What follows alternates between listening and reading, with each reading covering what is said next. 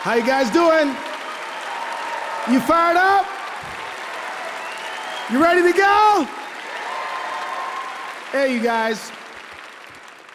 What an unqualified joy to be here with you this morning. I can't even describe how I feel. I feel like jumping up and down.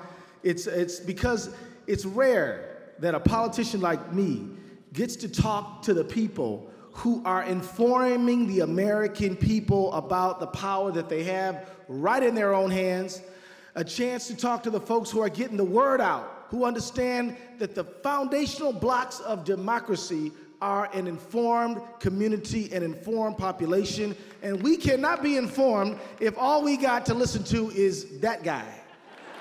I mean, you know what?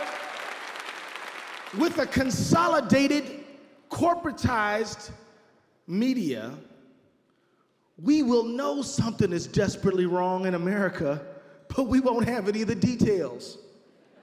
In our gut, we'll know that, man, this really sucks. But we won't know the specifics. We won't know about the $12 billion a month being squandered in Iraq. We won't know about the $1.6 trillion we need to revamp the infrastructure of our nation because it's crumbling after years and years of neglect. We won't know these specifics because you're the ones who tell us these things. You're the ones who use the small, low-powered radio to get the word out. You're the one, that's right, let's give a hand for that. You're the ones who use the internet to make sure people know what's happening. Yeah, we know there's a lot of crazy stuff that goes over the internet, but there's a whole lot of good stuff too. And most of you guys are the ones who are pumping it out there to the people every single day so they can take that information and they go to that community meeting, they can go to that state house hearing, they can go to that rally on the corner, or they can even go to a house hearing on the Capitol Hill and let the folks know what really is going down in our country and across this great nation of ours. The problem is you don't have enough actors out there in the marketplace of ideas informing the people as to what is really going on, assuming the people are wise and intelligent, and if they get a diverse diet of news and information and opinion, they will come up with the right answer. That's right. It's a fundamental faith.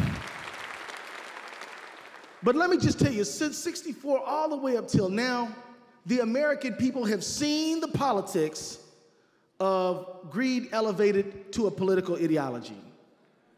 They have seen it. They have seen the idea of America and imperial power fighting wars over oil. How dare those people have our oil under their sand? They've seen these things.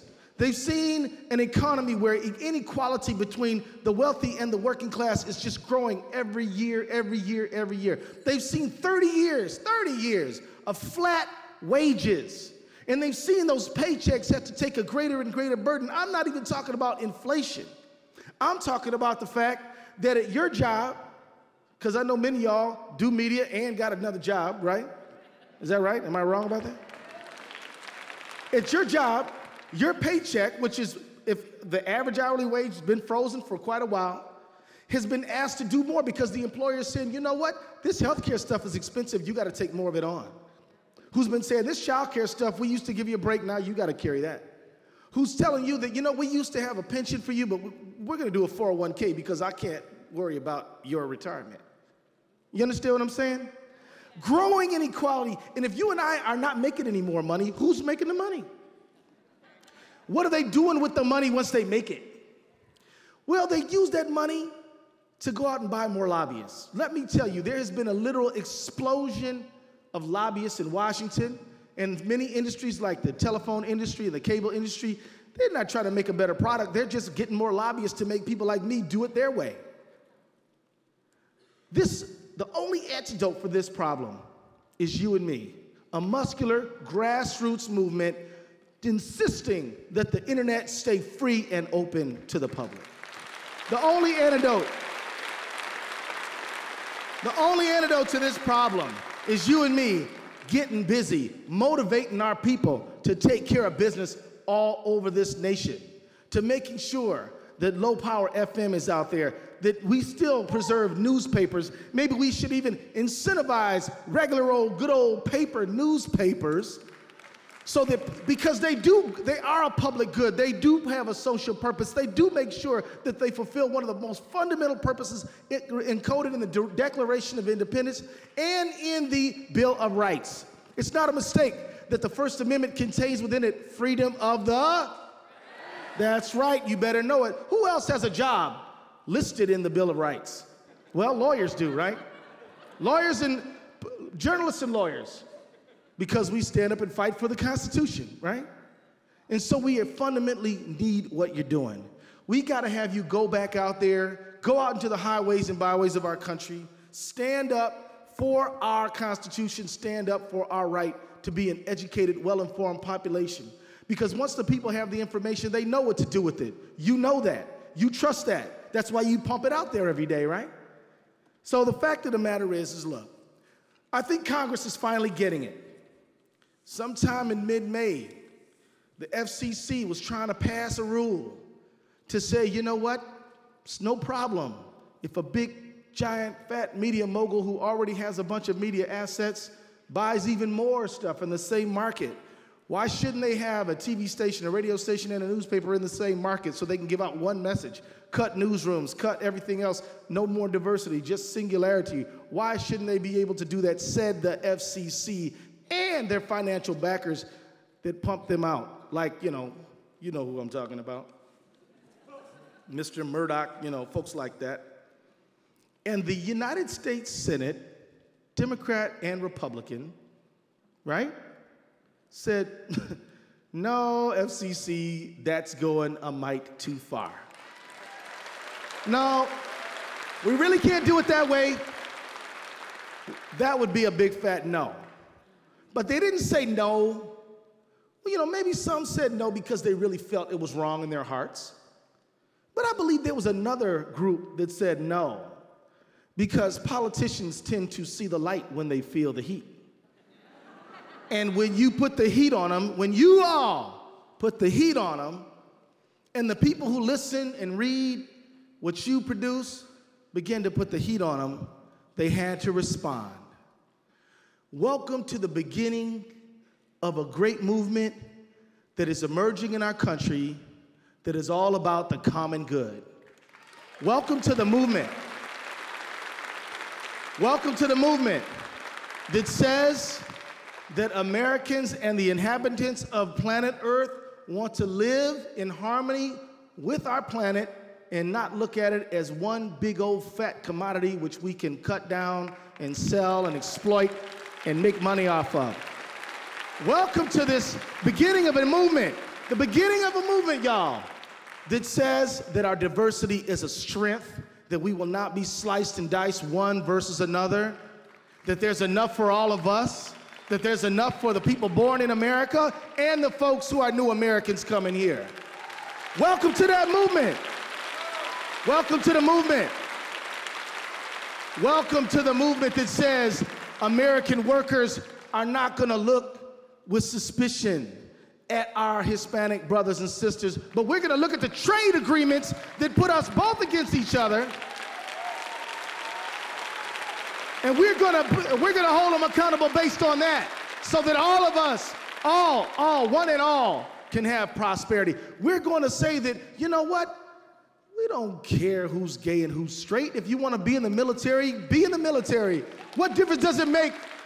Why should you have to not ask and not tell? It's your business what you do. No more dividing straight versus gay. No more this marriage amendment crap. It doesn't make any difference.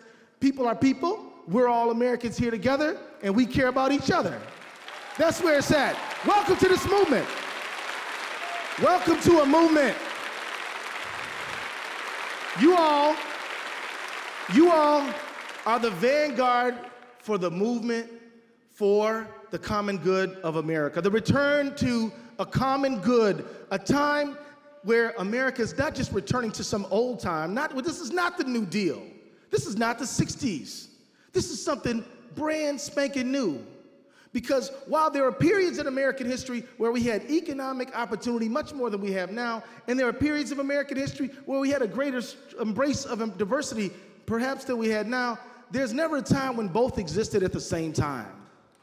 And so you all are looking at a time where the civil rights community is being brought into partnership with white working class folks, one with another, hand in hand, agreeing that we need each other and we have to go forth together to create an America that the forefathers of this country only could dream of and could only have as an aspiration. When they said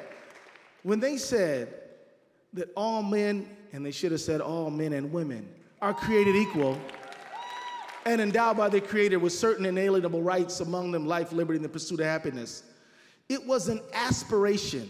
It was an ideal. It was something locked up in the heart that could not exist at the moment that it was spoken. But every year, people just like you, don't forget that Frederick Douglass produced a newspaper, y'all. Don't forget the abolitionist movement produced a newspaper. Don't forget that people fighting for social justice always understood that the people have to know, and if they know, they'll understand. Don't you think that Martin Luther King knew that when kids were being sprayed with water hoses, it was on tape and being shot all across this country? He knew that. He knew it. There was a link between us that could not be broken because people in America are good people. And when their fear overtakes their goodness, then they do bad things. But when their goodness overshadows their fear and they're standing up courageous and full of heart, they do the right thing. They do the right thing. You all lead the way for that movement. You all are the vanguard for that movement. You all are the carriers of the tablets. The carriers of the big tablets, right? Like Moses coming down from Mount Sinai with information on them so people can use it and make good use of it and make our world better for it. I just want to say that I'm deeply, deeply grateful for you. I will be fighting for you. You need to know that I'm on your side, and we'll be together. And we'll organize in Congress, and we'll organize in the coffee shops, and we'll organize everywhere in between to make sure that Americans know what they need to know so they can do what they got to do. God bless you. Take care.